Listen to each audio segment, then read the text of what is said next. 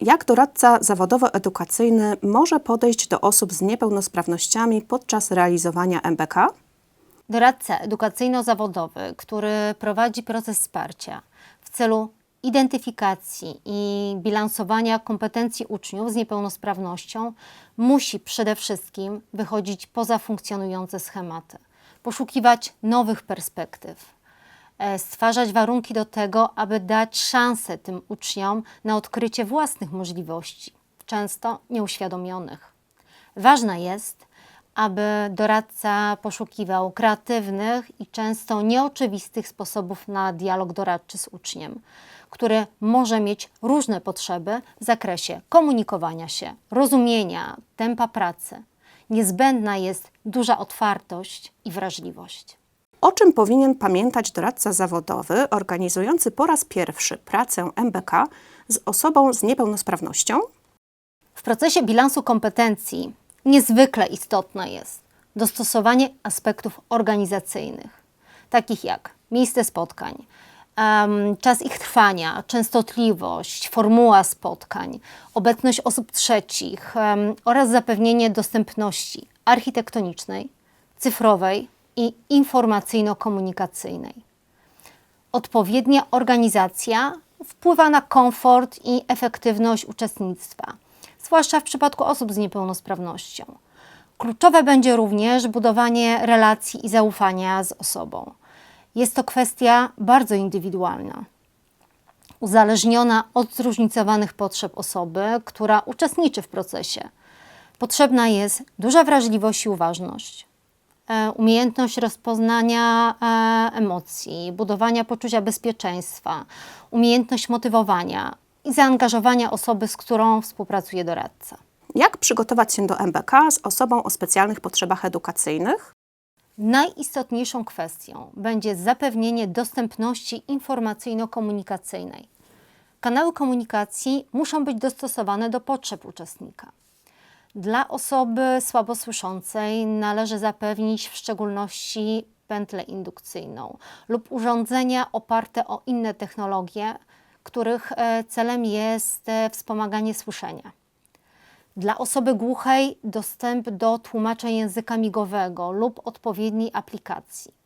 Osoby z niepełnosprawnością intelektualną będą potrzebowały w komunikacji bezpośredniej prostych komunikatów, krótkich zdań, odwoływania się do przykładów, poparcia wizualizacją, częstszych powtórzeń, wyjaśnienia trudnych słów czy sformułowań, tekstu łatwego do czytania i rozumienia.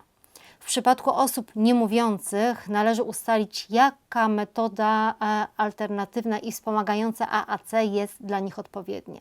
Jakie aspekty mogą mieć wpływ na udział osoby o specjalnych potrzebach edukacyjnych w procesie MBK?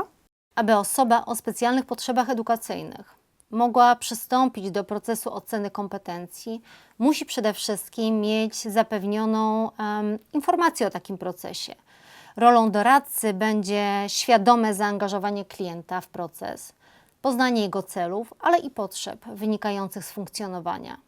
Na pewno znaczące będzie włączenie na tym etapie osób z otoczenia potencjalnego klienta, które mają największą wiedzę o potrzebach i możliwościach danej osoby. Ważnym aspektem będzie również zapewnienie osobie pełnej dostępności na każdym etapie pracy, dostosowanie materiałów, formy przekazu, tempa pracy. Natomiast najważniejsza jest sama postawa doradcy czy doradczyni. Jej kreatywność, otwartość, empatia, umiejętność budowania pozytywnej atmosfery, ale też wspierającego środowiska pracy. Na każdym z etapów procesu MBK doradca zawodowy musi mieć na uwadze, że potrzeby jego klientów mogą być bardzo zróżnicowane, pomimo jednolitego standardu procesu. Doradca musi być nastawiony na wysoko zindywidualizowany proces. Na jakie obszary funkcjonowania klienta o specjalnych potrzebach edukacyjnych z niepełnosprawnością doradca zawodowy powinien zwrócić uwagę, pracując metodą bilansu kompetencji? Jest kilka kluczowych obszarów, które są bardzo istotne z punktu widzenia doradcy, który rozpoczyna proces MBK z osobą z niepełnosprawnością. Przede wszystkim doradca powinien zweryfikować, w jaki sposób osoba się komunikuje i jakie ma w tym obszarze potrzeby. Ważne też będzie, w jaki sposób osoba nabywa nowe umiejętności, jakie preferuje style uczenia się, jak radzi sobie z wykonywaniem zadań, jakie jest jej tempo pracy, jakich usprawnień potrzebuje, aby być jak najbardziej samodzielna. Ważne będzie również to, jak kontroluje swoje emocje, jak radzi sobie w sytuacjach trudnych, stresujących. Niezwykle istotne będzie również to, w jaki sposób dana osoba się porusza, przemieszcza, czy potrzebuje wsparcia innych osób. W ogóle w ocenie funkcjonowania osoby z niepełnosprawnością będą niezbędne informacje dotyczące jej wsparcia środowiskowego, czynników zewnętrznych, które mają istotny wpływ na funkcjonowanie.